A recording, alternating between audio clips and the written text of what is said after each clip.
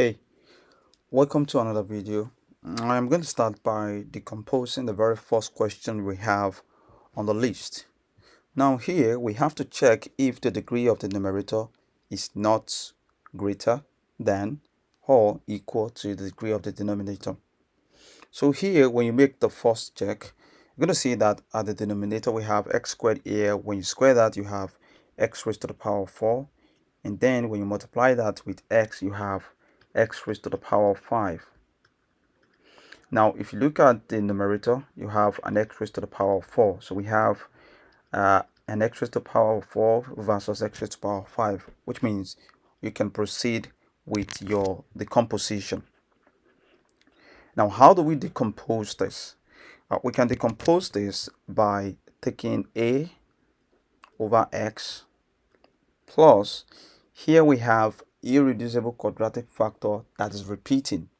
So which means we have bx plus c over x squared plus 1 and plus dx plus e over x squared plus 1 raised to the power of 2. So we are matching that up with x squared to the power of 4 plus x raised to the power of 4 plus x raised to the power of 3 plus x raised to the power of 2 minus x plus 1 over x, then x squared plus 1 raised to the power of 2.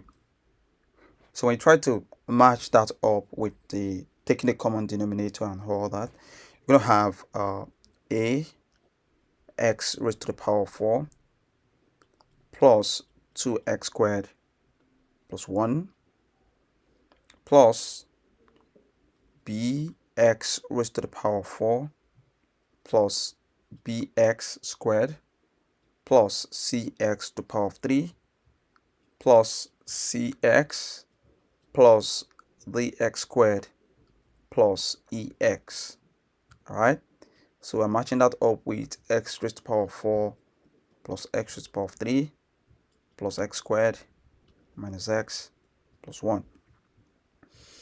So in the first instance we have x raised to the power of 4 because we're looking at x raised to the power of 4 first. So this means we have an a and we have a b, okay, and we have a matching term here which is x raised to the power of 4, that is equal to 1. Okay, now x raised to the power of 3, we have this, just that. So we have c equals 1 because there is a matching term here. Now let's go to x raised to the power of 2. We have a 2x squared here, then a, so this gives 2a plus, we have bx squared, so this is b, then we have dx squared, this is d, and on the other side we have just x squared, then it's 1 again.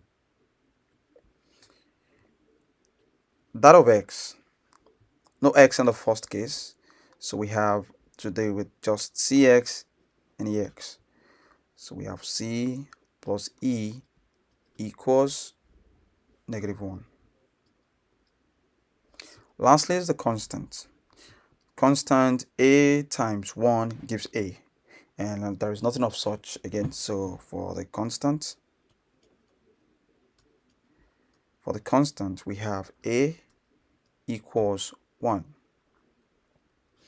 So now if I'm going to write that clearly out, a plus b equals 1, c equals 1, 2a plus b plus d equals 1, then c plus e equals -1, then a equals 1.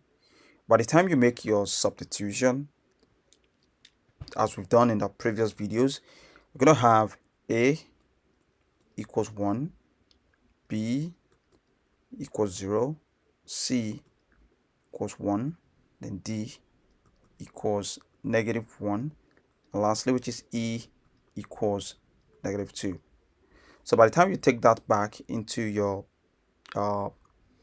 frame decomposition, you have 1 over x plus, now b is 0, so this goes to 0, Then on c equals 1, so we have 1 over x squared plus 1 plus d is negative 1, so we have negative x on top.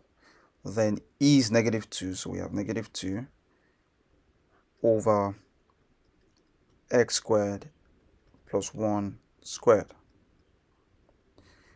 You can deal with the negative here. There's a negative here and there's a negative here, so both can be factorized. So you have a negative 1 outside, and then what you have right inside become all positive. So this equals 1 over x plus 1 over x squared plus 1 minus x plus 2 over x squared plus 1 all squared.